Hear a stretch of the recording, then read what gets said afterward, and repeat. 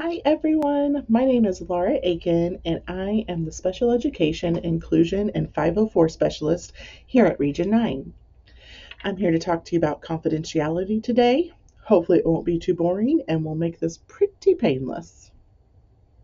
So, what is confidentiality? Confidentiality is protecting personally identifiable student information that is held by the school district.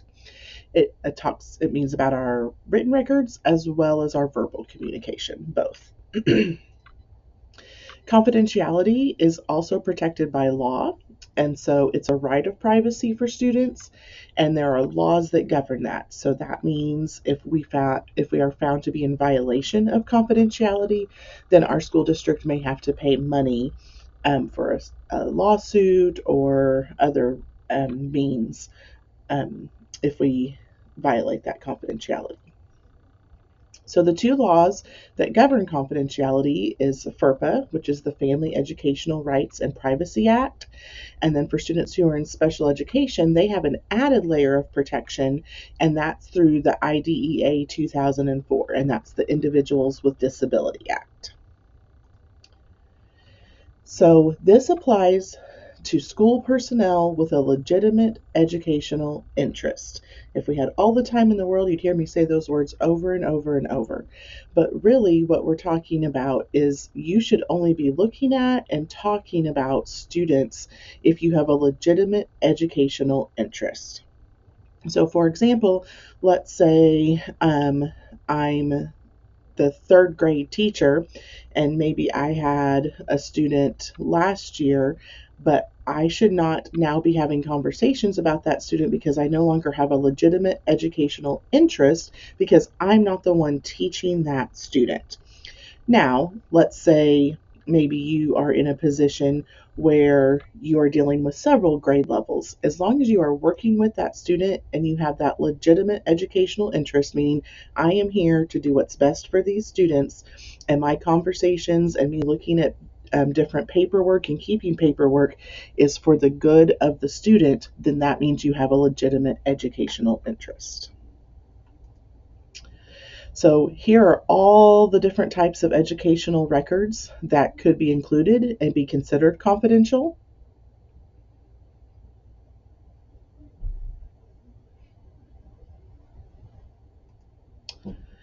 That also includes electronic information that's stored on cell phones, emails, voicemails, any online databases, social media, all of those places. And typically that's where we get ourselves in trouble the most is with electronic data. Usually emails and things said on social media is usually the two places that confidentiality can be breached the most often.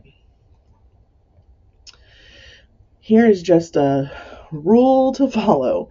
I do not put anything in print that you would not want read directly by a parent or your boss, printed in a newspaper, or read aloud in court. So be very careful with what we're writing. We want to write the truth, we want to write what's happening, but let's try and keep our feelings and opinions out of things. And when we're writing information about student, let's keep it as fact-based as possible.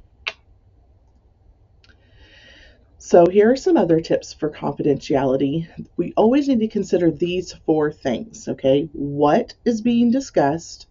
Where is the discussion taking place? Who is listening? And why is the discussion taking place? So for that first one, what is being discussed? Are we discussing educational things about that student? If we're just sharing gossip and things that we're not sure have any truth to them, then that means we could be breaching confidentiality because what we should be discussing about students is educational information. Where that discussion is taking place, that is the number one area that gets us in trouble because a lot of times we like to have conversations about students in the hallway or in a busy teacher's lounge. I've even heard teachers when I was at the grocery store having conversations about students. I've been to football games where teachers were having conversations about students. And so we really have to be careful about where we are at because we should not be having conversations about students in public places, because that takes us to who is listening. And if we have people around us who do not have a legitimate educational interest in knowing that information or hearing that information about that student, then we have possibly breached confidentiality. And the last thing is that why is the discussion taking place? Okay, again, are we discussing this child because we are trying to help them grow in their learning, help them in their education? That's the reason we should be having these discussions about students.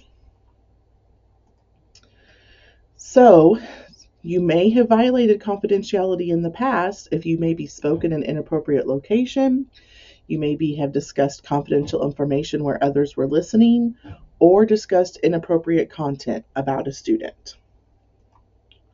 So we just remember our golden rule, and that all students have a right to their privacy, and we have a professional responsibility to protect that right. And if you ever feel like you're in a conversation where it feels kind of icky and maybe we're saying things or we're in a place that we don't feel comfortable having these conversations, then let's not have that conversation. Let's stop it and ask the person to either move to a more private location, or let's remind them that we need to be having educational discussion about students. I can talk to you about this more in length when we are all together. But in the meantime, if you ever have any questions about confidentiality, here's my contact information, and you can get a hold of me, and I'd love to help you out. Good luck this year.